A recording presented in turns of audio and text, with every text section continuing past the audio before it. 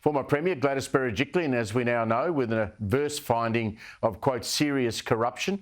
I think we can all be forgiven, for wondering why this inquiry took over 2 years, cost the taxpayers of New South Wales millions of dollars, robbed the state of not just an outstanding Premier, the best state Premier anywhere in the country during COVID by a country mile, and it could be argued handed state power to Labor and to Chris Minns, the new Premier.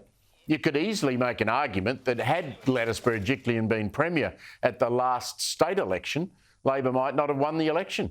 And you can take this line of argument one step further. If a case to answer on corruption had not been levelled at Ms Berejiklian all those years ago, she could have been, perhaps, convinced to walk away from state politics and have stood in one of those teal seats from the last year's May federal election, North Sydney or maybe even Warringah against Zali Steggall, and she could have won that seat. Not too much of a stretch on that scenario. She could have been even a future Liberal leader, potentially a Liberal Prime Minister. Now, sadly, I believe for New South Wales and for Australia, a romantic entanglement with the wrong bloke brought her down. The NACC phone taps, they were tapping her dodgy boyfriend Daryl Maguire's phone, and we'll hear one of those when I talk to Sky's Caroline Marcus shortly. Now, one thing we all need to bear in mind here is that from next week there will be a federal version of NACC. Now, this is called the National Anti-Corruption Commission, the NACC for short. You'll hear a lot about it.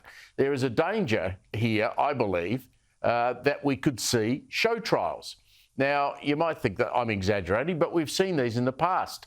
A former Premier of New South Wales, Barry O'Farrell, quit after being cited before NACC after forgetting he'd been given a bottle of wine.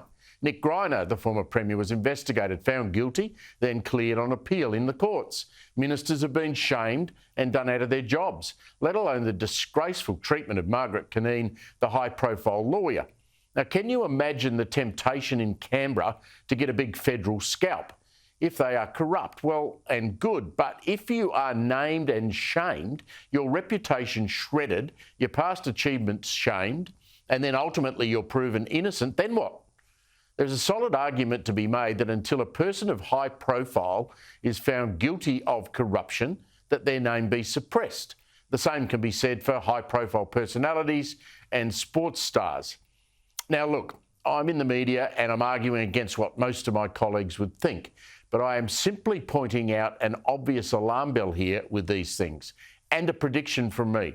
Federally, it will not be long before we have an example.